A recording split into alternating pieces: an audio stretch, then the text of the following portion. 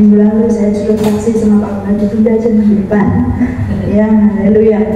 Saudaraku, Tuhan Yesus baik, amin.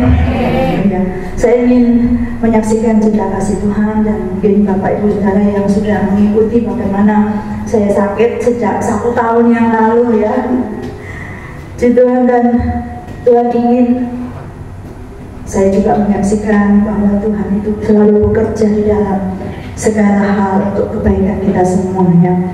Saya ingin cerita dari awal supaya nanti kita bisa ambil dan tarik kesimpulannya ya. Ceritanya begini, waktu itu pulang dari bepergian setahun yang lalu, saya keluar dari mobil, tiba-tiba waktu di dalam mobil itu kayak kecekik gitu. Waduh, sakit sekali. Waduh, ya sudah, tapi karena waktu itu suami lanjut kerja, saya angkat itu lah tasnya dan semua barang-barang saya masukkan ke dalam rumah gitu. Tapi nggak masalah gitu, nggak sakit. Tapi ternyata waktu saya tidur, wah, nggak bisa keluar, bangun sakit setengah mati. Waduh, kenapa ini? Sampai beberapa waktu kemudian saya itu tidur pakai bantal.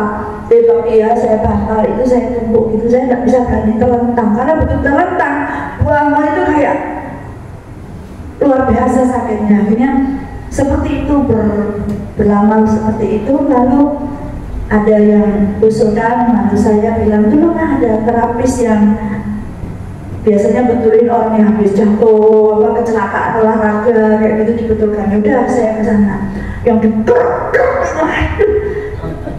luar biasa itu sakit. Wah, itu sakit. Tapi 2 kali saya ke sana tidak sembuh juga. Ya, tidak ada solusi sudah. Akhirnya diberitahu ke Sinsek yang di mana jalan apa itu. Saya ke sana. Lalu Sinsek pun pertama kali dia coba saya, tidak ada pengurangan sedikit. Makanya dia kasih tahu suruh foto ronsen. Coba di foto ronsen aja supaya saya tahu mana yang harus dibetulkan. Akhirnya saya foto ronsen. Begitu dia lihat hasilnya, kata-katanya luar biasa indah. Dia bilang begini, waduh, ini tulangnya cemet, tidak bisa diapa-apakan. Ini lama-kelamaan bisa lumpuh.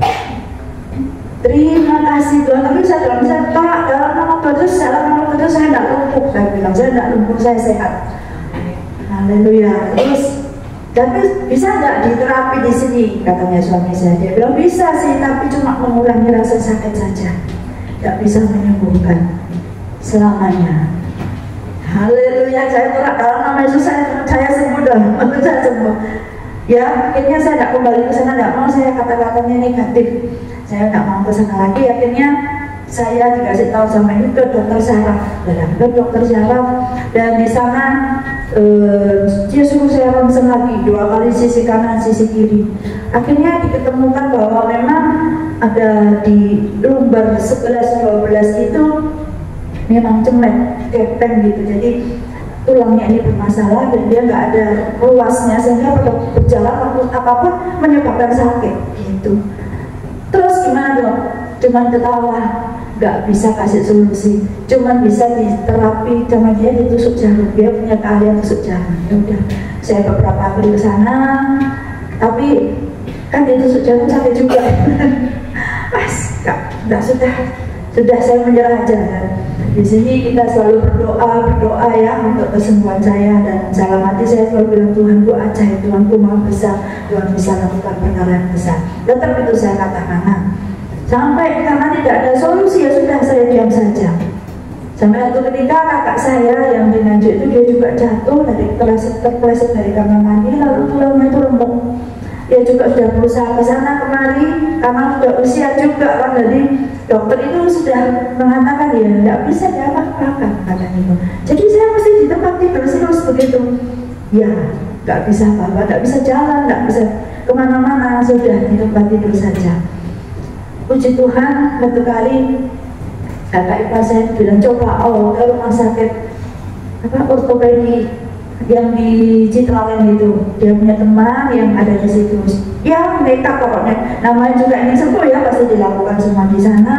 Kakak saya itu ketemu dengan dokter C. Nanti kalau saya sebut nanti nggak enak. Ya itu Ternyata dia punya solusi. Kalau untuk menghilangkan sakit, saya suntik semen, kata dia. Wes iya dong, ya, ya sudah. Jadi dilakukan, tetapi biayanya hampir 200 juta. Ya, tapi ada uangnya ya, tidak masalah ya. Akhirnya selesai.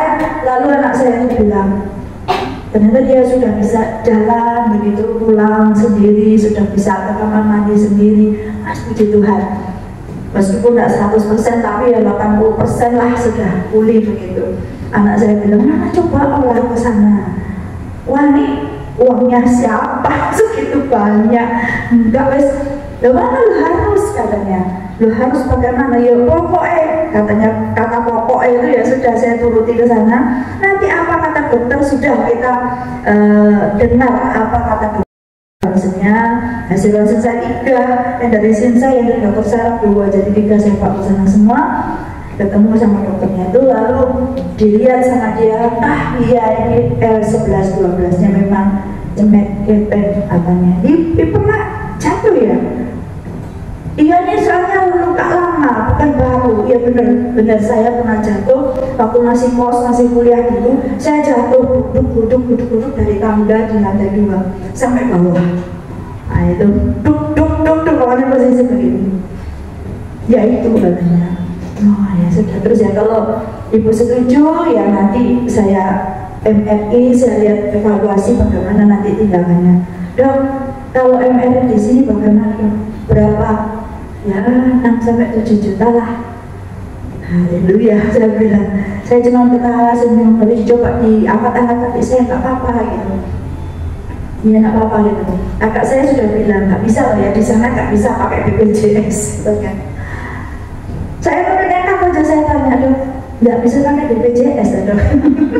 Oh sudah diberitahu kok masih ngeyel gitu. Terus saya dilihat gitu kayaknya saya nggak bilang istri pendeta atau apa ya, enggak ya sudah. Tiba-tiba dia lihat saya tuh berbelas kasihan. Lalu akhirnya dia ambil kertas, sudah gini aja, ke fase 1 ya BPJS, bawa ke rumah sakit S gitu. Di sana saya ada di sana. Puji Tuhan, ternyata dia juga ada di rumah sakit S ini, bisa pakai BPJS. Wah, itu puji Tuhan. Lalu saya gerak cepat ya ke fase 1. Dan ternyata ketika dokter itu ditunjuk rumah sakit S ini, lu nggak bisa ini, saya nggak bisa langsung ke sana. Dia grade-nya sudah B. Jadi harus ke rumah sakit yang grade C dulu, baru ke B. B itu gimana bu? B itu sudah lengkap, fasilitasnya lengkap, sudah bagus katanya. Oh iya. Saya tadi ditunjuk ke rumah sakit B di Biung sana. Di sana dikasih rujukan dari dokter ortopedinya, ditunjuklah ke rumah sakit S. Nah, singkat cerita saya di sana di MRI. Nah, setelah MRI, jadi dilihat sama dokternya. Loh, wakil dia melihat hasil ronsen 3 saya sama hasil MRI, wakil dia. Loh, katanya, loh kenapa dok? Ini yang 11-12 ini sudah tidak bermasalah, artinya sudah sembuh, tidak bikin sakit katanya. Oh gitu ya, kok bisa gitu ya? Ya hasil doa lah ya, kita semua di sini kan berdoa waktu itu. Memang waktu itu saya tuh kalau pergi itu ya sama Pak Agus, karena kalau ke Malang ya kita ya, itu saya bilang pelan-pelan, karena kalau kena turun jalan itu saya sakit sekali di sini. Tapi kalau lama takut, suami saya tanya, kamu kok nggak apa-apa ya sekarang? Iya ya, nggak apa-apa ya, nggak sakit waktu kena turun jalan itu. Ya itu buktinya bahwa doa itu luar biasa. Ya, haleluya. Ternyata tapi saya bilang saya sakit dok, tapi ini saya kaki saya buat jalan susah dok, kenapa? Dilihat lagi dari hasil MRI, ya ini ibu jatuh lagi ya. Tuhan Yesus. Ya dok, ada 3 kejadian setelah itu. Saya pertama kali saya gundung dari tempat tidur, haleluya. Dari bayi. Biasanya kan saya pakai tembok, tapi ini karena sakit jadi luker sama Pak Gembala. Jadi bisa jatuh ya gundung. Nice, haleluya. Pertama itu. Yang kedua, saya erak itu pas saya buka sendok bangku itu, tiba-tiba di situ ada kecoa. Dan otomatis saya jijik kan, supaya nggak kemana-mana langsung saya angkat. padahal itu beratnya minta ampun. Sudah ngangkat, saya turunkan ke bawah, kan nggak boleh saya nunduk-nunduk. Kerap, haleluya, puji Tuhan. Itu yang kedua, tapi masih bisa jalan, masih bisa kemana-mana setelah itu. Yang ketiga adalah waktu cucu saya lompat-lompat di tempat tidur begitu, tiba-tiba dia lompatnya tuh ke depan jeret ini, nah kan lepas kendali. Otomatis saya duduk di sini, saya ambil dari bawah saya, nah akibatnya punggung saya lagi ketapak lantai. Itu kejadian yang terjadi. Itu yang membuat ibu sakit sekarang ini. Ini saya lihat di lembar L5 dan L1 ini nanti akan saya evaluasi. Ya udah, kalau saya suruh check up semua, setelah saya check up semua itu, saya ke sana lagi mau kontrol sama Mbak Ya waktu itu. Haleluya. Terus dokternya nggak ada, waduh, padahal jadwalnya dokter jaga nggak ada. Lalu penjaganya bilang sudah ada dokter jaga 2, Bu, sudah ke situ saja. Loh jangan, saya ini cuma mau menentukan jadwal. Saya sudah semua sudah saya lakukan, menentukan jadwal operasi. Jadwal operasi itu bukan dokter C yang melakukan, Bu, katanya. Sudah ke situ aja, nanti yang menentukan dokter anestesi ya, gitu. Tapi saya bilang, waduh, kalau menentukan dokter lain, nanti lama operasinya. Karena dokter C ini sudah berjanji sama saya akan dipercepat. Karena kalau mengikuti jadwal rumah sakit akan lama, bisa 3-6 bulan. Waduh, lama lagi saya menahan sakit ini. Akhirnya saya bingung, putus asa, down. Ya waktu nggak down. Apa nih, waduh, sudah mendekati waktunya kok ini gitu. Tapi puji Tuhan saya teringat, kakak saya punya nomor HP-nya gitu. Soalnya penjaga itu juga bilang, ya kalau ibu mau ya di WA atau di telepon sendiri aja, Bu. Tapi sambil senyum pikirannya gini, wah dokter mentok kok mau di WA di telepon, nggak akan mau kan gitu. Kakak saya juga bilang, waktu ngirim nomor teleponnya itu bilang gini, percuma katanya, saya sudah beberapa kali WA nggak dibaca apalagi dibalas. Sudah lemes rasanya, udah habis harapan saya. Tapi namanya kepala tampil ya, waktu itu saya WA saja. Pak yang di belakang saya WA, dong saya ngerti, saya sudah melakukan semua tes-tesnya, sudah di ACC, sekarang saya sudah di klinik tapi dokter nggak ada.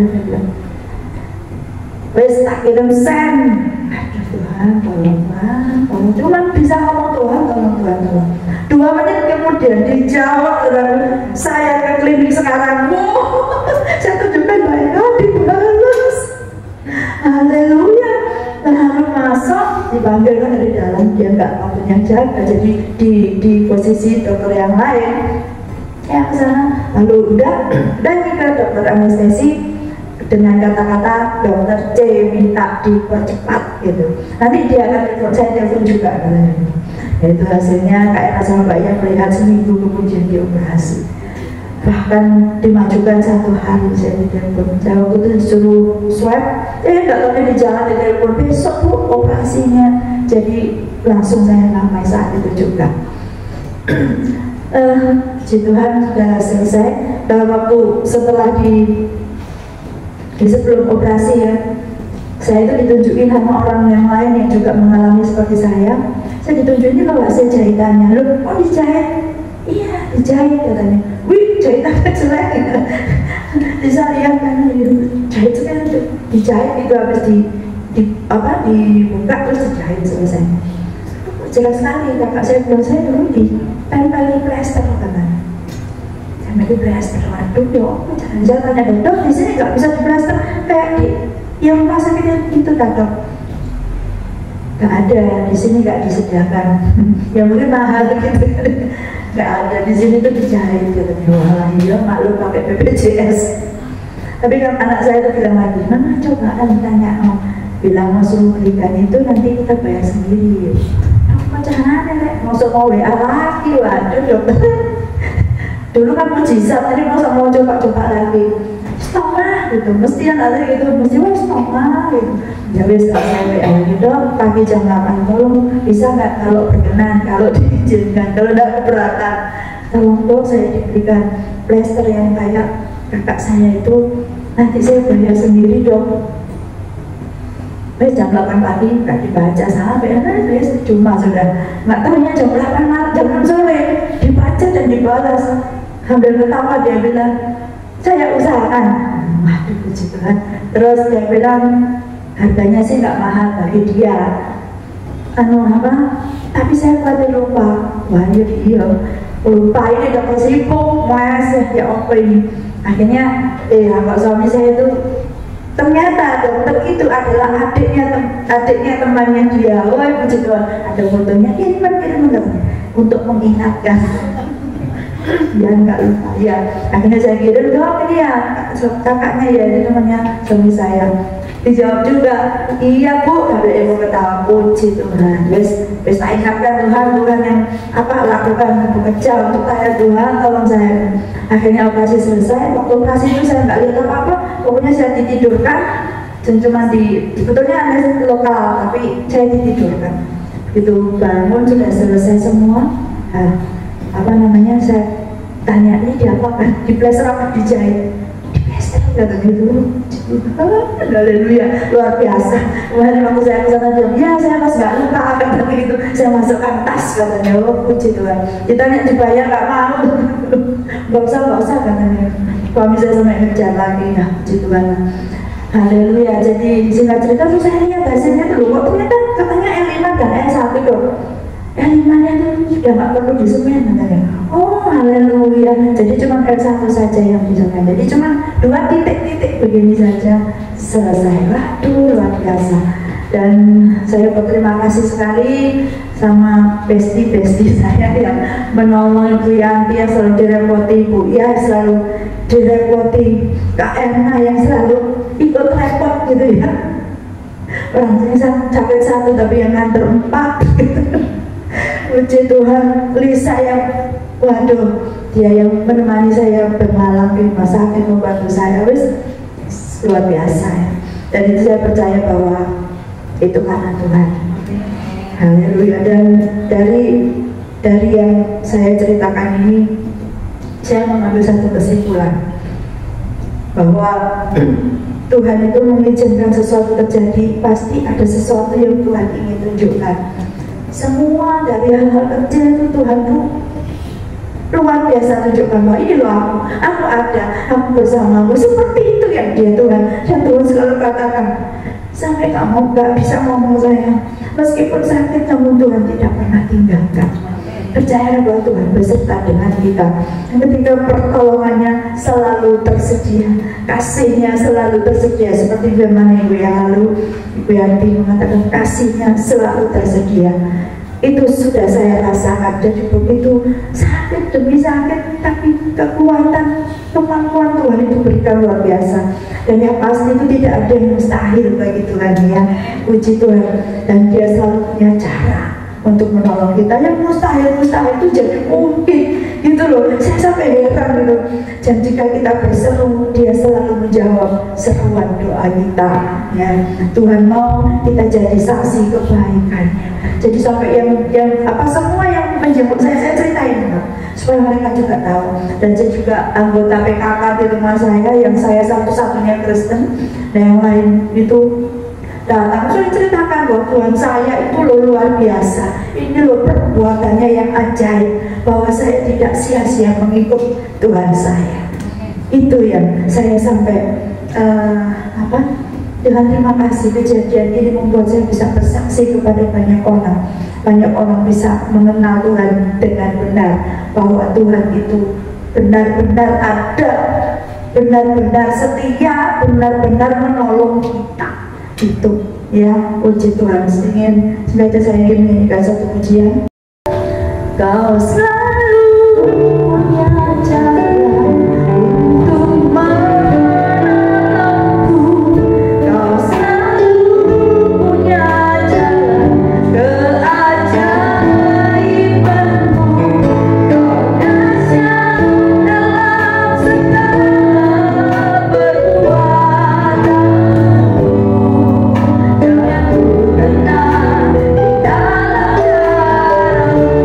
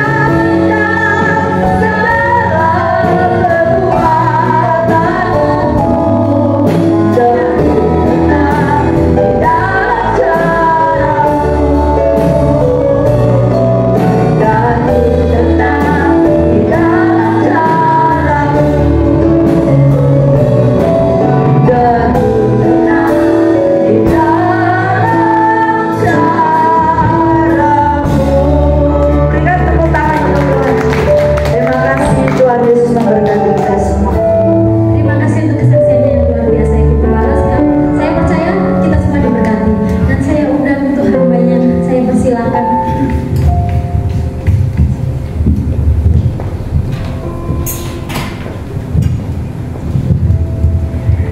selalu punya untuk menolongku. Kau selalu punya keajaibanmu.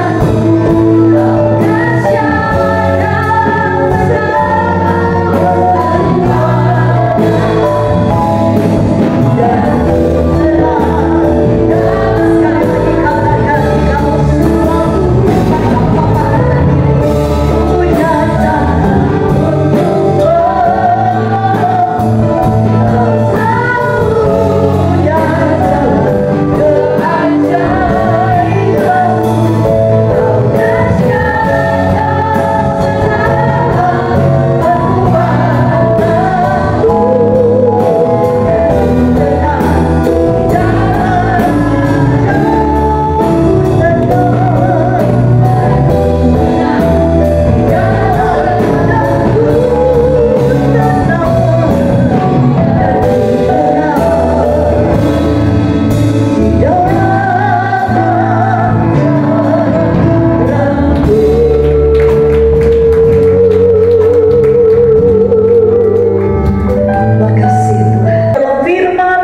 dan memerdekakan kami.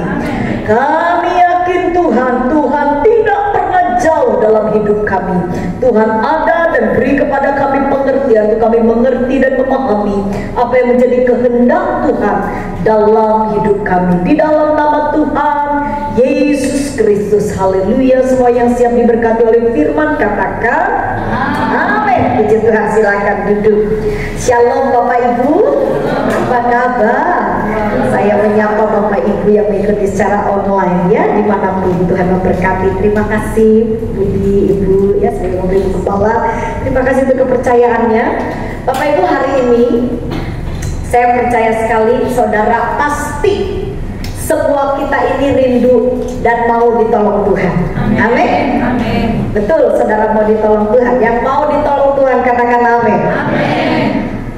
Seringkali kita berkata, Tuhan, kita ini kan menjalani hidup dunia ini kan memang tidak sempurna. Tubuh kita tidak sempurna, kondisi juga tidak sempurna. Sebab itu kita perlu Tuhan. Nah saudara, kita datang beribadah itu salah satu tujuan yang paling utama supaya kita berjumpa dengan Tuhan. Ya, kalau cuma datang ke gereja tidak ketemu Tuhan, cuma ketemu gembala atau teman-teman segereja, itu namanya arisan. Ya. Kalau ibadah itu wajib berjumpa dengan Tuhan. Makanya kenapa semua para pelayan yang melayani ibadah itu wajib berdoa, wajib berjumpa dengan Tuhan. Karena kita mau ada undang Tuhan di tengah umat yang hadir. Nah saudara, mari kita simak ya. Apa sih yang menjadi kehendak Tuhan atas hidup kita? Waktu saudara berjumpa dengan Tuhan itu apa sih tujuannya? Supaya kita mengerti. Nanti kan kalau kita ketemu Tuhan, Tuhan akan berbicara kuat kepada kita. Amin. Amin. Dan Tuhan akan memberikan tuntunan apa yang harus kita lakukan, sehingga pertolongan Tuhan itu selalu nyata bagi kita. Mari sama-sama kita akan menyimak dalam Efesus pasalnya yang kelima, mulai dari ayat 15 sampai dengan ayat yang ke-17. Efesus pasal yang kelima ayat 15 sampai dengan ayat 17. Saya baca buat Bapak Ibu, simak baik-baik dari Alkitab saudara masing-masing. Karena itu, perhatikanlah dengan seksama bagaimana kamu hidup. Janganlah seperti orang bebal, tetapi seperti orang alim. Dan pergunakanlah waktu yang ada, karena sama-sama katakan apa? Hari-hari ini jahat. Boleh saya dibantu? Bapak Ibu bilang kanan kiri, hati-hati, jahat. Dan saudara, jahat. Saudara mengerti? Kejahatan itu seringkali akan merusak kehidupan kita, betul? Nah, jadi Bapak Ibu hati-hati nih. Ini ayat firman Tuhan ini kasih warning, peringatan. Ya, jangan kita bebal, tapi kita harus jadi orang arif. Karena apa? Karena kita sedang ada di kondisi yang zaman ini jahat. Dan ayat 17 ini lebih menekankan lagi, dibilang begini, sebab itu janganlah kamu bodoh, tetapi usahakanlah supaya kamu mengerti apa? Kehendak Tuhan. Nah, ini yang paling penting, kehendak Tuhan. Makanya saya beri judul firman Tuhan hari ini, kehendak Tuhan. Apa yang Tuhan mau? Satu kali saya masih ingat. Jadi saya waktu itu sudah dikatakan pengerja, sudah naik kelas lah gitu ya. Saya bingung namanya Oppo di atas pengerja itu. Yang pasti saya punya adik-adik rohani. Nah, jadi dari sekolah Alkitab baru lulus, diutus ke gereja lokal. Lalu gembala saya, jadi itu ada 4 orang. Saya masih ingat gembala saya itu menyuruh, yang satu suruh ini 2, suruh ini 3, suruh ini 4, suruh ini. Nah, gembala saya bilang, selesaikan tugas kalian masing-masing, saya mau pergi. Jadi bapak gembala saya akan pergi ke tempat pelayanan. Nah, waktu pulang beliau, jadi ada salah satu dari 4 orang ini, yang satu itu disuruh bersihin kaca gereja. Jadi semua kaca-kaca gereja disuruh bersihin. Apa yang dia lakukan, Bapak Ibu? Yang dia lakukan, dia malah bersihkan, ngatur kursi gereja. Padahal kursi gereja itu sudah ada orang lain yang sudah Bapak Gembala saya suruh. Jadi dia mengerjakan pekerjaan yang bukan bagian yang Bapak Gembala saya udah suruh sama dia. Kamu tugasnya ini. Tapi nggak dikerjain, Bapak Ibu. Dengan alasan dia tuh melihat pekerjaan temannya ini nggak beres. Jadi dia lihat, dah, kamu kok ngatur kursi kayak begini? Dia atur kursi, ya. Dan dia merasa capek, gitu kan? Kursinya kan ribuan. Bayangin, dia ngatur. Padahal gembala saya cuma nyuruh bersihin kan kaca. Dia atur sampai gembala saya datang, kacanya masih kotor. Saudara tahu, gembala saya marah besar. Dipanggil itu adik pengerja itu ya. Saya masih ingat, lalu gembala saya begini, ya maaf ini pakai bahasa kasar saudara ya. Kondiku aku suruh opo. Loh, om, tadi om suruh saya bersih. Dia jangan jawab gitu, dia ngomong, begini om, tadi itu kan om suruh saya, tapi om kursi gereja itu berantakan. Oh, gak bagus om. Gembala saya bilang gini, aku gak nanya gitu. Kamu itu tak suruh apa? Kursi ada bagiannya sendiri, orang yang bisa ngerjain. Wah saudara, teman saya ini adik ya, kini tidak terima, ngamuk berontak. Dia bilang, gembala ini, aku udah capek, aku sampai jam makanku lewat. Pokoknya dia itu merasa bahwa dia itu sudah bekerja, dia sudah melakukan yang terbaik menurut dia. Udah kecapean. Tapi apa yang terjadi? Dia tidak menerima sesuatu yang baik. Bahkan sejak hari itu bapak gembala saya tidak mempercayai dia. Ya, di gereja itu banyak mobil. Mobil-mobil itu untuk antar jemput jemaat. Tapi ada satu mobil yang bagus punya bapak gembala saya. Nah, biasanya pengerja itu bergilir nemenin gembala saya kalau pergi kemana. Ini teman saya satu tuh gak pernah seumur-umur dia jadi pengerja di gereja lokal saya, gak pernah dikasih mobil yang api itu. Jadi dia cuma disuruh itu, mobil itu aja yang elek-elek, jemputan jemaat gitu. Karena gembala saya udah melihat ini orang tidak memiliki tanggung jawab. Saudara dengar, Tuhan itu adalah Bapak yang baik. Amin. Kenapa dibilang Bapak yang baik? Karena Tuhan tahu kapasitas kita. Tuhan memanggil saya dengan Bapak Ibu, saudara, itu ada tujuan. Tidak asal. Kita ini diberi nafas, diberi hidup oleh Tuhan di muka bumi ini karena Tuhan punya rencana. Yang setuju katakan amin. Dengar baik-baik, jangan melakukan apa yang bukan dari bagian kita. Setuju? Ya. Tapi lakukanlah apa yang menjadi kehendak Tuhan atas hidup kita. Sebab itu pada waktu Tuhan berbicara kepada kita, dengarkan baik-baik, pahami itu dan lakukan. Kenapa? Karena ini akan membawa hidup kita pada satu kondisi yang lebih baik. Jika saya dengan saudara ada di dalam jalur rencananya Tuhan, Tuhan atur apa yang terjadi Bapak Ibu, saudara akan melihat masa depan yang baik. Semua kita kepengen supaya tahun depan atau hari esok itu lebih baik dari hari-hari yang lalu, betul? Kalau saudara mau meraih hal yang seperti itu, mari hidup seturut kehendak Tuhan. Nah, sekarang begini, kan ayatnya bilang begini, ingat, kita itu ada di hari-hari yang jahat. Makanya kita itu harus arif. Bapak Ibu, saya ingin mengajak Bapak Ibu untuk mencerna ayat ini. Saya biasa kalau pelajari firman Tuhan itu kan minimal 1 perikop, ya. Jadi Bapak Ibu, di Efesus pasal 5 ini Paulus itu sedang mengajar tentang kehidupan anak Tuhan seperti apa.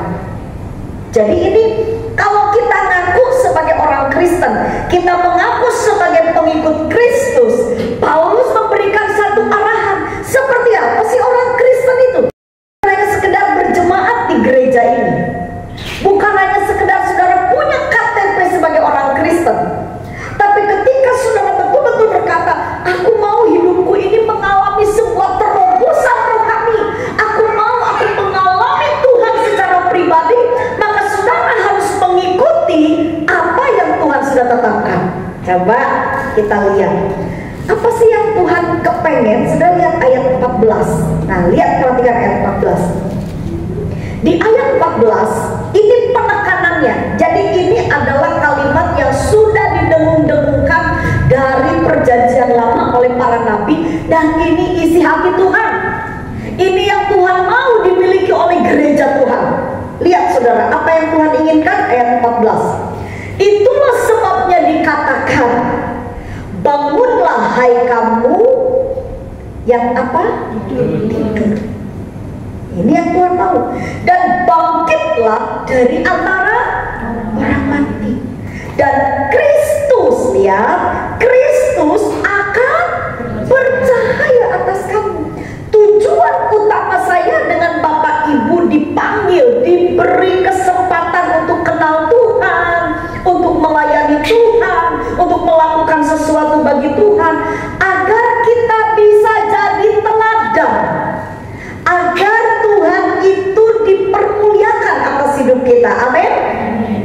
Jadi tujuan saya dengan Bapak Ibu dipanggil oleh Tuhan, ditolong, diselamatkan, dipulihkan, karena Tuhan mau supaya dunia bisa melihat Kristus terpancar dari hidup kita.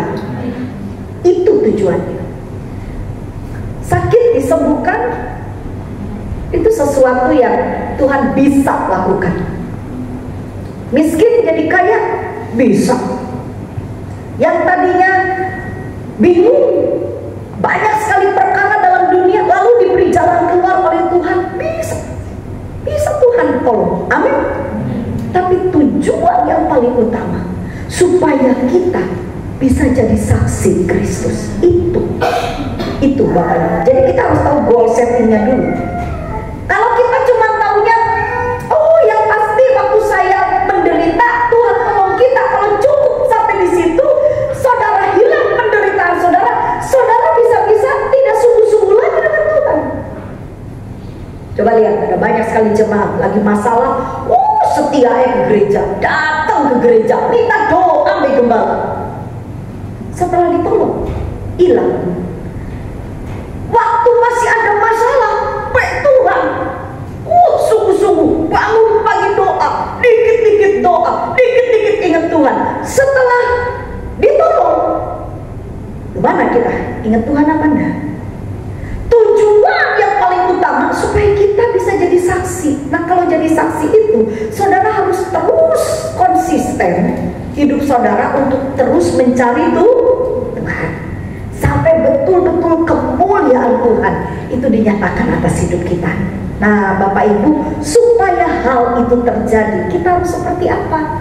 Yang pertama, lihat saudara, bangunlah hai kamu yang tidur. Bapak Ibu, kata tidur dalam bahasa asli ditulisnya adalah kadeu. Kateudo.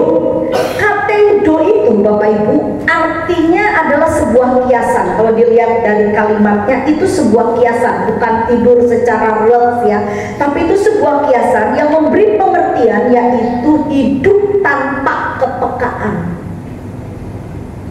Dengar baik-baik. Tuhan yang Tuhan mau, yang Tuhan kehendaki, kita harus peka dengan kehadiran Tuhan. Amin. Bapak Ibu, seperti apakah orang yang tidur rohani? Saya kasih gambaran dulu ya.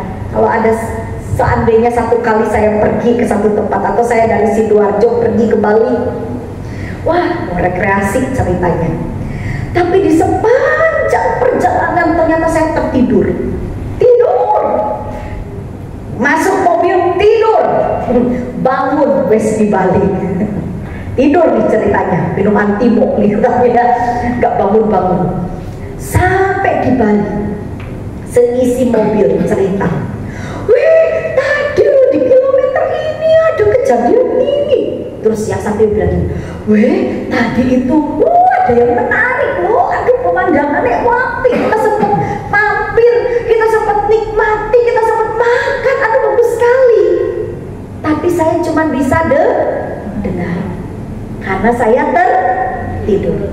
Tahu ciri orang Kristen yang rohaninya tidur? Cuma bisa dengar kalau Tuhan itu baik. Dengar dari kesaksian orang. Dibilang, pendeta itu luar biasa ya, dia mengalami mujizat Tuhan. Coba dengar. Dengar lagi, ibu itu aduh luar biasa, Tuhan tolong dia. Tapi cuma dengar. Saudara, Tuhan itu buat saudara. Yang setuju katakan amin. Dan Tuhan itu real. Tuhan itu hidup. Tuhan tidak main-main dengan saudara. Tuhan ada buat kita. Tuhan mau saudara berjumpa dengan Tuhan. Temui Tuhan secara pribadi. Supaya apa? Supaya kalau iblis, kalau orang dunia, kalau tetangga saudara mempertanyakan tentang iman saudara, saudara tidak akan pernah goyah. Kenapa? Karena kita udah pernah alami Tuhan. Mau diomongin apa ke sama orang lain, kita akan bilang, lu mau ngomong 1000 kali bahwa Tuhanku bukan Tuhan, kamu mau mengoyak imanku ke keris, tenang itu bukan agama yang benar. Saudara, ketika orang mempertanyakan iman saudara tidak akan pernah goyah. Dan saudara akan bilang begini, lu ngomong silahkan, tapi aku ngalami. Saudara, orang yang mengalami Tuhan secara pribadi tidak akan pernah murtad. Dia akan kuat bersama dengan Tuhan. Itu kehendak Tuhan. Makanya Tuhan mau ojo tidur secara rohani. Amin. Bilang kanan kiri, jangan tidur. Tidur itu memang enak, tapi kalau tidur secara rohani itu buat saudara gak bisa kenal Tuhan. Berapa lama kita jadi orang Kristen? Berapa puluh tahun kita ada di ladang Tuhan? Sampai kita itu masih meragukan Tuhan. Kok ya cek nemen nih? Bapak Ibu, sampai detik ini saya tuh sampai sama Tuhan bilang gini, Tuhan, ajaib Tuhan. Saya sampai satu titik punya pemikiran, kalau dunia bergoncang, semua yang saya miliki hilang, saya akan tetap tenang. Kenapa? Bu Vera bisa kayak gitu? Karena saya ngerti, kalau sekarang saya hidup itu karena Tuhan. Saya bisa di posisi yang baik itu pun karena Tuhan. Bu Vera ini pintar, saya bisa ngomong kayak begini itu pun karena Tuhan. Coba saudara kenali saya. Beberapa anak-anak rohani, aku nih bener-bener bingung lihat Mak Vera. Panggil saya Mae. Mae itu lucu. Lucu apa ya? Iyo, kalau khotbah itu udah pernah salah.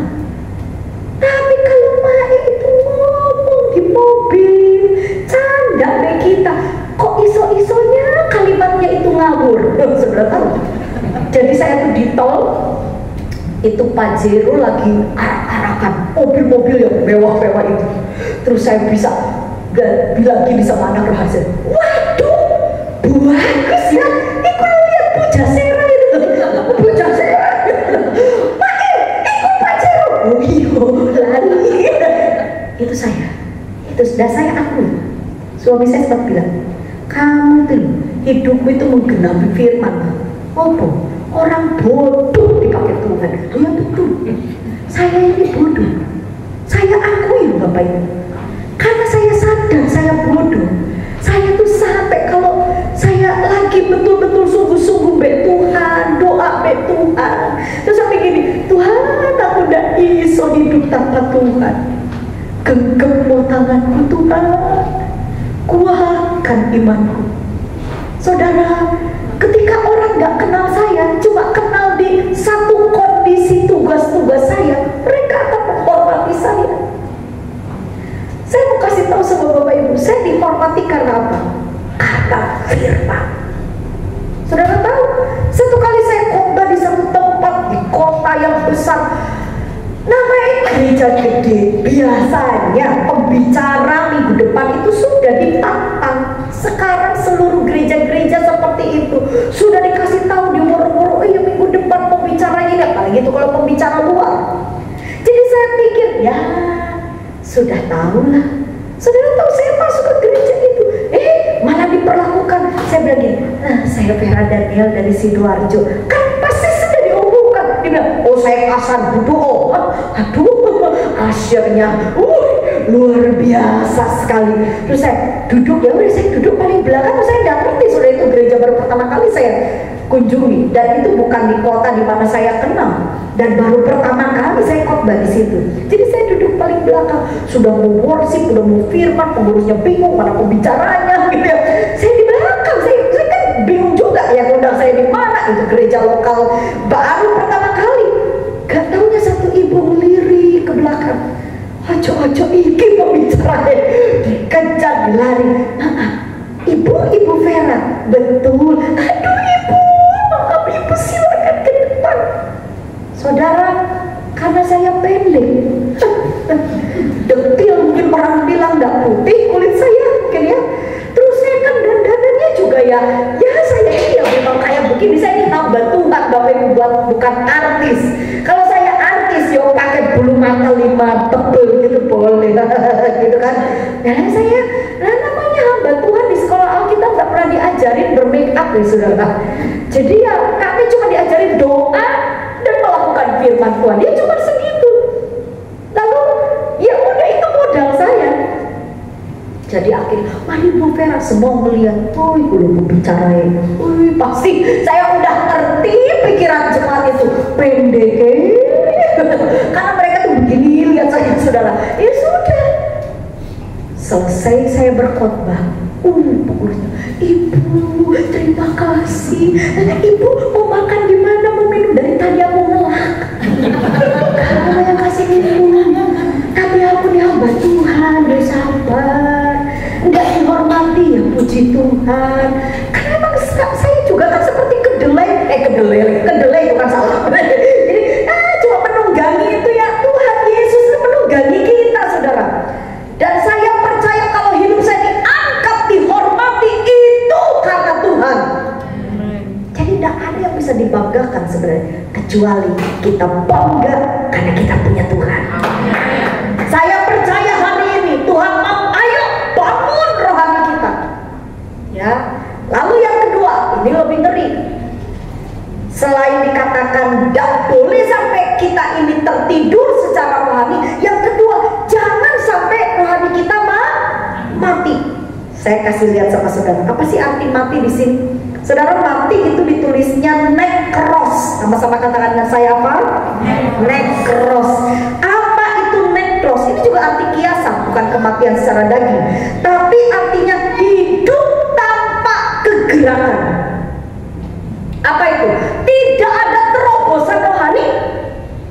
Saudara, yang Tuhan mau, selain kita peka dengan kehadiran Tuhan, kita harus mengalami terobosan rohani. Apa sih terobosan rohani? Aduh, gampang-gampang. Saya kasih jelasnya dengan lagu lama. Pasti saudara tahu lagu ini. Tambah hari apa? Tambah cinta Yesus. Nah, itu terobosan rohani. Terus tambah hari, tambah apa?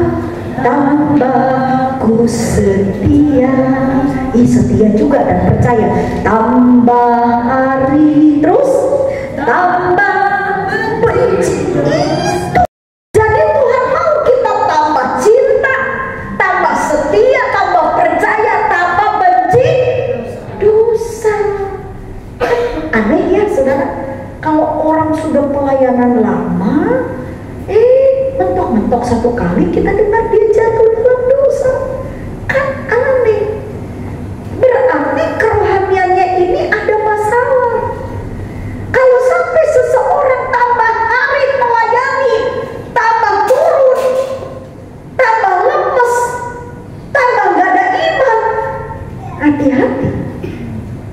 Bapak Ibu, semakin tahun dibawa saya oleh Tuhan untuk menyaksikan keajaiban demi keajaiban, sampai iman saya muncul.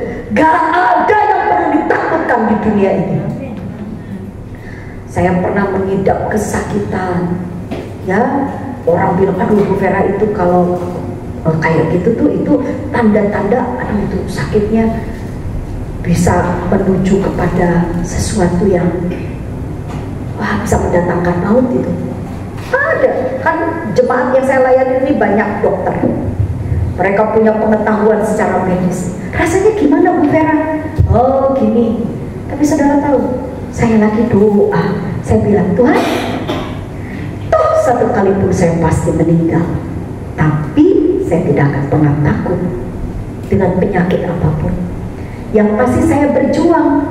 Untuk apa? Untuk saya hidup berkenan di hadapan Tuhan. Berkenan itu bukan hanya sekedar doa, Bapak Ibu. Tuhan tuh kasih tubuh kita itu sungguh sangat baik. Jadi saya juga harus, ya, dengan suami berjuang. Wah, suami saya ini nggak tahu sehatnya seperti apa. Tiap pagi semua kulkas itu yang namanya buah-buahan. Kita udah berjuang nih, ya. Saya udah berjuang supaya kurus, tapi haleluya, kurus sedikit. Nah, turunnya 1 on, naiknya 2 kilo. Ini kurus opo, ya. Tapi saya udah berjuangnya dengan apa? Hidup sehat. Dikurangi semua makanan-makanan, apalagi udah usia. Saya bilang, makanan. Ya, anak saya bilang, Mama ini loh sudah tua. Ada yang lucu dari Mama. Apa? Rambutnya Mama loh, Dano yang putih. Jadi anak saya suka ngeliatin, mana uban nih? Uban gak ada nak, botak ya.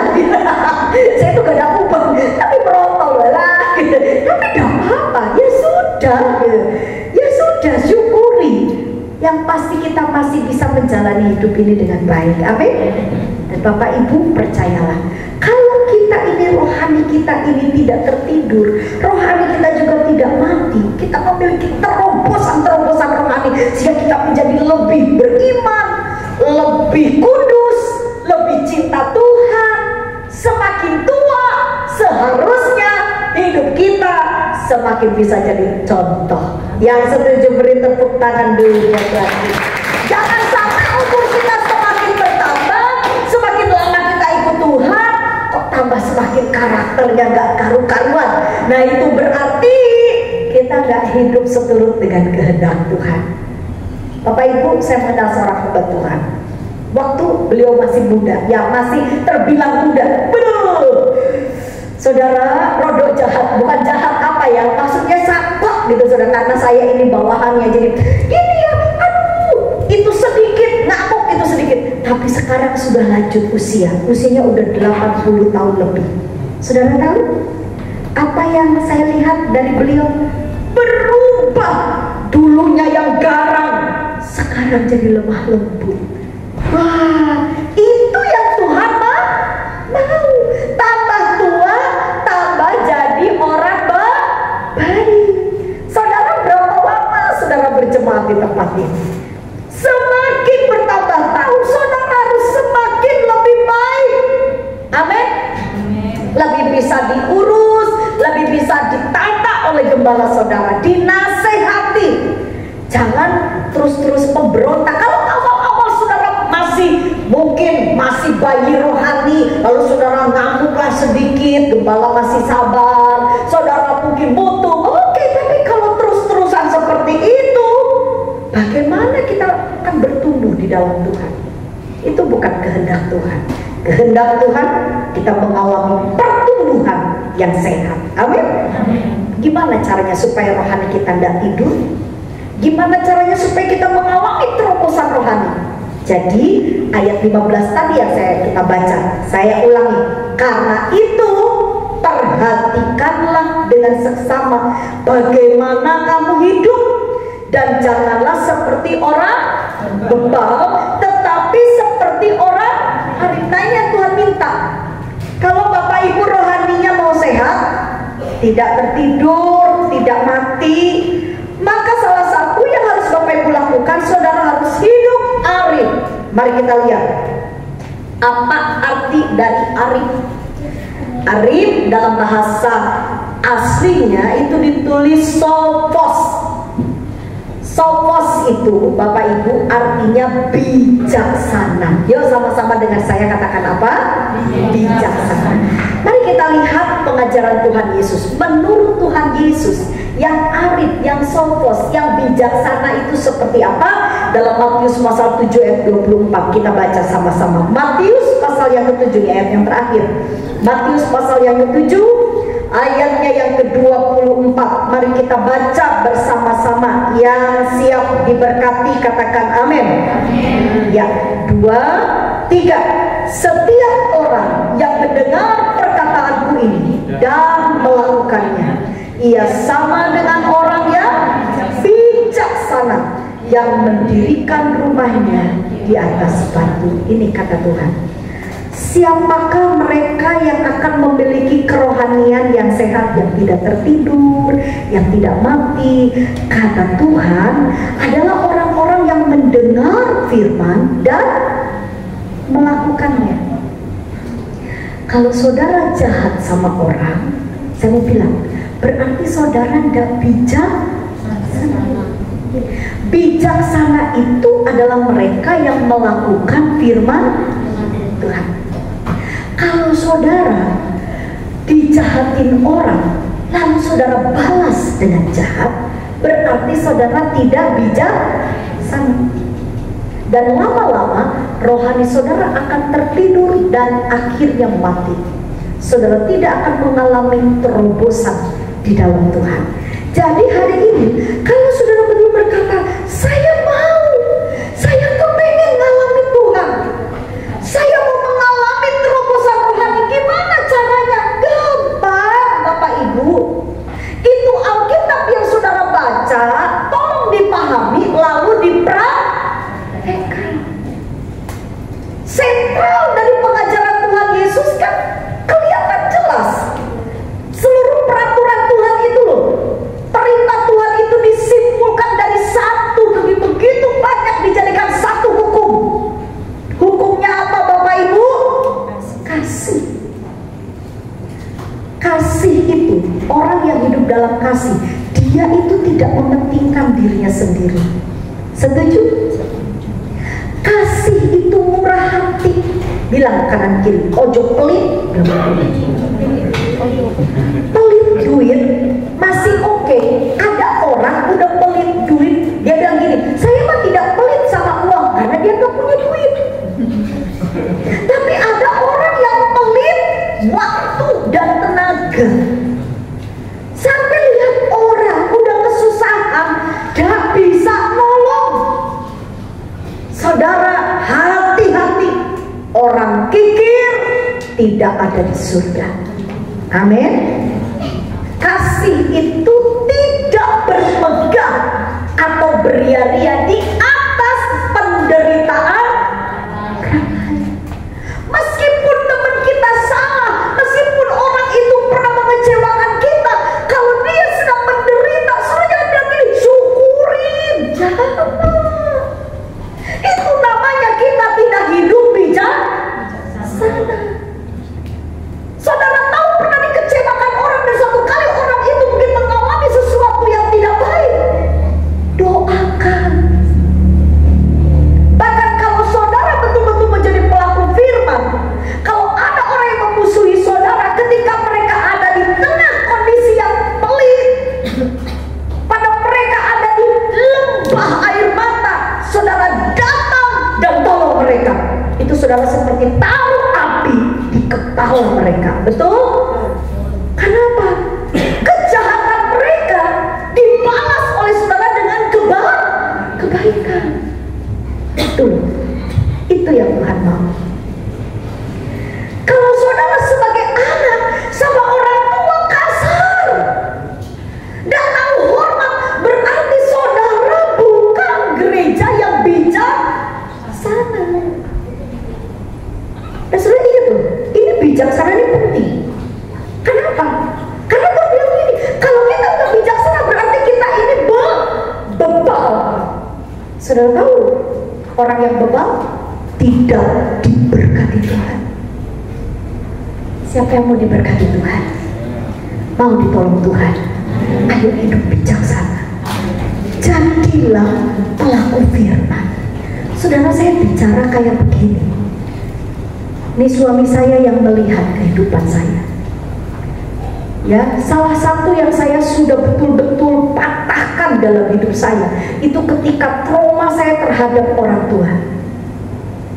Trauma saya, dan itu mungkin buat orang lain, aduh Bu Vera, mertuanya baik, pastilah Bu Vera juga bisa jadi anak mantu yang baik. Kalau saya nggak punya latar belakang yang baik, mungkin yang tidak baik, oke-oke saja. Tapi kan latar belakang saya ini tidak baik, sehingga penilaian saya terhadap orang tua itu agak rusak, Bapak Ibu. Jadi ketika saya bisa melayani mertua saya bisa mengasihi mertua saya, itu sebuah pengorbanan. Jujur, itu pemberangan dalam daging saya. Karena waktu saya sedang melayani mereka, saya teringat dengan perbuatan orang tua saya yang melukai hidup saya. Tapi Tuhan minta supaya saya bisa mengampuni. Dan mengampuni dalam kondisi kesakitan, kepahitan itu sudah berakar menjadi akar pahit, itu tidak mudah. Betul? Tapi kalau ada Tuhan beserta dengan kita, maka saudara akan seperti orang-orang yang bijaksana, mengalami terobosan rohani. Saudara akan berkata, tambah hari, tambah cinta Yesus. Itu yang dulu kita garang, dulu kita kasar, dulu kita pernah mencemooh orang, dulu mungkin kita kalau hutang tidak pernah bayar, dulu kita tukang pembohong, penipu. Hari ini kalau saudara betul-betul ada di jalurnya Tuhan, harusnya kita mengalami perubahan. Bapak masih suka kasar sama istri, apalagi main tempeleng, istri dijadikan bola basket. Pak, ayo berubah. Amin. Bu, kalau ibu kata-katanya masih seperti pisau kalau ngomong sama orang buat nyakitin hati orang, ayo kita berubah. Semua harus ada perubahan ke arah yang lebih baik. Hari ini pesan firman Tuhan, saya percaya Tuhan pasti sanggup tolong saudara. Tapi saudara harus tahu kehendak Tuhan atas hidup kita itu bukan hanya sekedar buat saudara senang secara daging, tapi Tuhan mau saudara jadi contoh, saudara jadi teladan. Masyarakat, lingkungan yang mengenal saudara akan lihat beda ya, ikut jemaatnya GKB itu beda, luar biasa. Mereka itu hidupnya rukun, saling nolong di tengah kondisi yang tidak baik. Mereka tetap apik ambil lingkungan. Mereka juga bukan orang yang berkelebihan, tapi mereka masih bisa berbagi dengan lingkungan. Saudara dengar, kalau saya dengan Bapak Ibu hidup seturut dengan kehendak Tuhan, maka hidup kita akan mengalami perbedaan. Yang percaya setuju beri tepuk tangan yang meriah. Roh Kudus ada di tempat ini. Saya mungkin sudah berhenti berbicara. Dengar, jangan sia-siakan apa yang sudah Tuhan berikan kepada kita. Saudara, kekristenan kita bukan sekedar untuk ditonton. Amin. Kekristenan kita harus bisa dicicip, dinikmati oleh banyak orang, sampai orang lain berkata, oh betul-betul Tuhanmu itu hidup. Saya bilang, saya tidak anti dengan orang-orang yang kelihatannya rohani dalam gereja. Silahkan, silahkan. Bahkan saya mendukung sebagai hamba Tuhan. Tapi kalau pelayanan kita, aksesoris kerohanian kita tidak disertai karakter yang baik, maaf, saudara, itu cuma tameng. Ada orang bisa berbahasa roh, pintar berbahasa roh. Saya bilang, bahasa roh itu sesuatu anugerah dari Tuhan. Saya menghormatinya. Tapi sesuatu yang dari Tuhan harus disertai gaya hidup yang benar. Amin. Amin. Jaga rumah tangga saudara. Saya jujur, waktu saya layani mertua saya layani suami saya layani anak saya jaga rumah tangga saya tahu itu khotbah saya yang paling baik di mata Tuhan. Kalau saya berkhotbah di sini kan cuma teori, tapi prakteknya ada di rumah. Kalau saya masih sama tetangga, saya masih lihat, bisa senyum, biarpun mereka mungkin kadang-kadang memperlakukan saya dengan tidak sopan, saya masih bisa menyapa mereka. Saya dengan orang-orang yang mungkin itu bukan keluarga saya masih bisa berbagi dengan mereka. Saya mau kasih tahu sama Bapak Ibu, ingat, kekristenan kita bukan untuk ditonton. Sekali lagi, bukan orang cuma lihat, gerejanya lagi apa, dah. Tapi kekristenan harus sampai orang-orang di sekitar kita meneteskan air mata dan berkata, matur nuwun ki. Jangan jadi orang Kristen hanya sebagai aksesoris, tapi jadi orang Kristen yang buat orang lain bilang, makasih ya Bu, makasih. Saudara tahu, saya nabung, saya punya uang berapa puluh persen itu saya singkirkan. Hanya untuk apa? Tiap hari saya doa. Mungkin tidak ada orang yang tahu, kadang mungkin suami saya juga tidak ngerti, tapi saya betul-betul minta Tuhan, siapa yang bisa aku tolong Tuhan. Saudara tahu, saya pernah kasih seorang bapak, kasih cuma 150.000. Maaf, saya nggak kasih jutaan, saya juga bukan miliarder. Itu yang saya bisa kasih. Tapi saudara tahu, bapak itu netesin air mata dan dia bilang gini, dia panggil saya kakak, kak, apa ini? Ini berkat, tapi kami cuma bisa kasih segini. Dia nangis, dia bilang, kak, hari ini anakku ulang tahun. Tadi pagi dia ngomong, Pak, aku ulang tahun, belikan kue. Kakak tahu, istriku bilang token kita habis. Lihat di belakang, gas habis. Saya ada uang, tapi habiskah untuk kebutuhan hidup?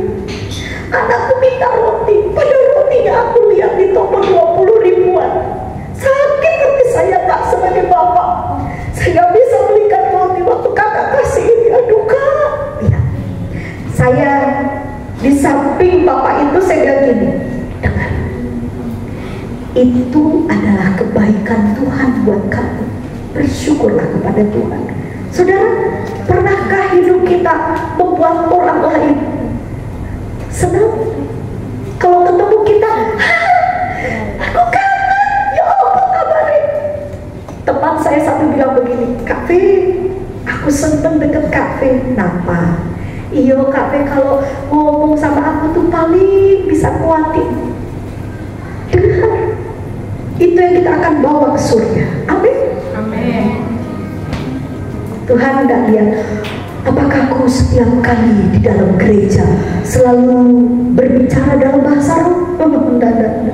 Bicara bahasa roh silakan, tapi karakter saudara harus terlihat. Yang setuju katakan amin. Yang setuju beri tepuk tangan buat Tuhan. Mari sama-sama kita berdiri. Bapak Ibu, selesai saya berdoa, saya pamit karena selanjutnya saya akan melayani di Sidoarjo kembali. Bisa ingin berdoa bersama-sama dengan Bapak Ibu. Yuk naikkan satu pujian di hadapan Tuhan. Katakan kepada Tuhan, Tuhan inilah hidupku. Kuserahkan padamu Tuhan. Segala cita-citaku, segala apa yang ada pada kita, serahkan pada Tuhan. Tuhan yang tahu apa yang terbaik dalam hidup kita. Jadilah berkat, jadilah terang, jadilah saksi Kristus. Amin.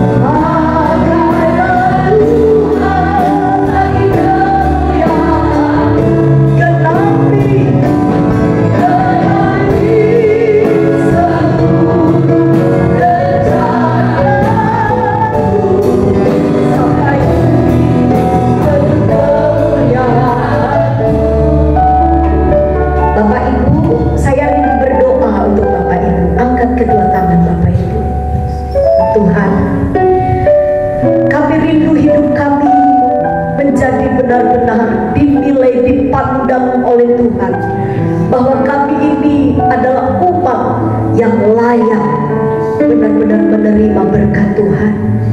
Tuhan, jadikan kami menjadi terang-Mu, menjadi berkat, menjadi contoh bagi banyak orang. Kuatkan iman kami, beri kepada kami Tuhan satu pengertian, supaya kami mengalami perubahan ke arah yang lebih baik, lebih sabar, lebih mengasihi sesama, lebih rendah hati. Tuhan, biarlah urapan-Mu selalu ada bagi kami, sehingga kami bisa menjalani hidup ini dengan lebih baik. Hamba percaya Tuhan, hari ini berkat Tuhan ada bagi umat-Mu. Diberkatilah rumah tangga umat-Mu, diberkati masa muda umat-Mu, diberkati oleh Tuhan setiap apa yang dikerjakan oleh tangan umat-Mu, dan biarlah kesehatan menjadi bagian umat-Mu di tempat ini. Terima kasih Tuhan, kami percaya ini hidup kami bagi-Mu Tuhan, seluruh dalam nama Tuhan Yesus. Amin.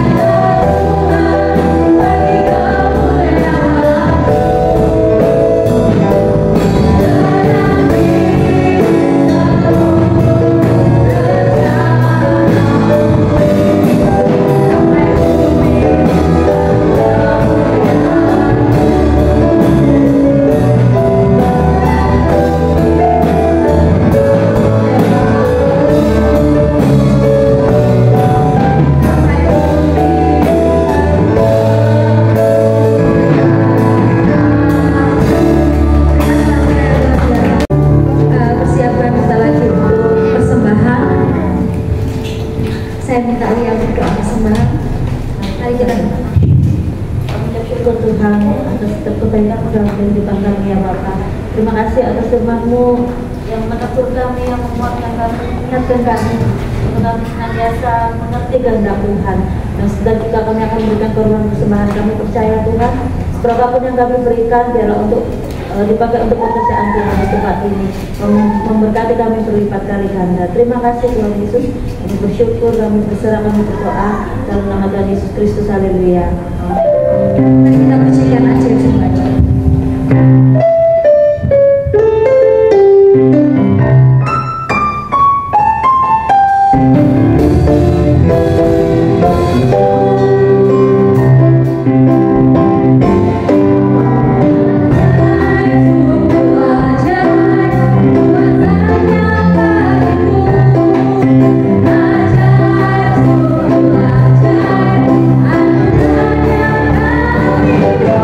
Ajaib,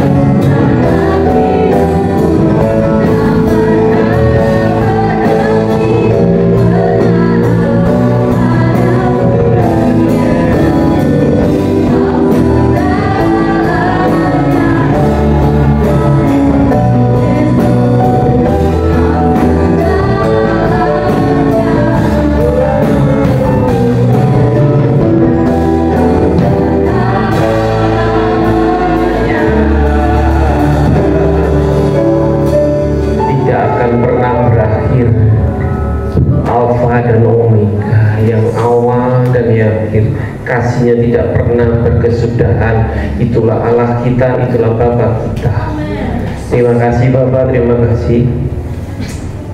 Kalau Engkau sudah melayakkan kami sehingga kami boleh hadir untuk beribadah, sehingga kami boleh melangkahkan kaki ke rumah-Mu, itu anugerah-Mu. Terima kasih Bapa, terima kasih untuk nafas, untuk kehidupan, sehingga semuanya untuk kemuliaan nama-Mu Bapa. Terima kasih Tuhan, memberkati tim kami yang sudah hadir bertugas, supaya memberkati kembali jerilah mereka Tuhan. Terima kasih Tuhan untuk anak-anak sekolah minggu, untuk pemuda remaja, untuk dewasa maupun yang lanjut usia. Engkau yang bekerja lebih lanjut, Engkau sanggup mendatangkan kebaikan lebih dari yang kami pikirkan, kami doakan. Terima kasih Bapa, terima kasih. Terpujilah nama-Mu, terpujilah nama-Mu. Engkau yang mengasihi. Engkau memberkati kembali Ibu Pendeta Muda Vera Daniel Tuhan. Engkau sendiri yang memberkati dalam perjalanan kembali ke gereja lokal Tuhan, di mana dia akan bertugas. Engkau sendiri Roh Kudus yang memberikan hikmat, Roh Kudus yang memberikan firman-Mu dalam mulut Ibu Vera Daniel Tuhan. Kau pakai kehidupannya sehingga nama Tuhan dipermuliakan. Demikian dalam kehidupan kami semua, jemaat GKBS, semua yang hadir hari ini maupun tidak ada, Tuhan yang memberkati kembali. Terima kasih Bapak, terima kasih. Memberkati Indonesia, memberkati Surabaya tercinta, sehingga kami boleh beribadah dengan aman, kami boleh beraktivitas, kami boleh berusaha, kami boleh studi. Itu karena Kau yang memberkati dan memberi kami dari satu hari ke hari yang lain, kemenangan demi kemenangan, penyertaan demi penyertaan Tuhan. Terima kasih Bapak, terima kasih. Sekali lagi yang berusaha Tuhan memberkati, yang karyawan Tuhan memberkati, yang masih mahasiswa sekolah pun Tuhan yang memberkati. Terima kasih. Terpujilah nama-Mu, terpujilah nama-Mu Bapak. Kau memberkati program gereja, Kau memberkati tempat ini Tuhan. Kau sendiri yang berkehendak, dan Kau sendiri yang akan terus memimpin kami sampai Maranatha Tuhan sudah kembali. Terima kasih Bapak dalam surga, terpujilah nama-Mu. Kiranya berkat dari Allah Bapa di surga, sukacita dan bisa melampaui segala akal di dalam Anak yang tunggal Tuhan Yesus Kristus serta persekutuan Roh Kudus, kiranya memberkati, menyertai, melindungi sampai Maranatha Tuhan Yesus datang kembali. Dalam nama Yesus, yang percaya katakan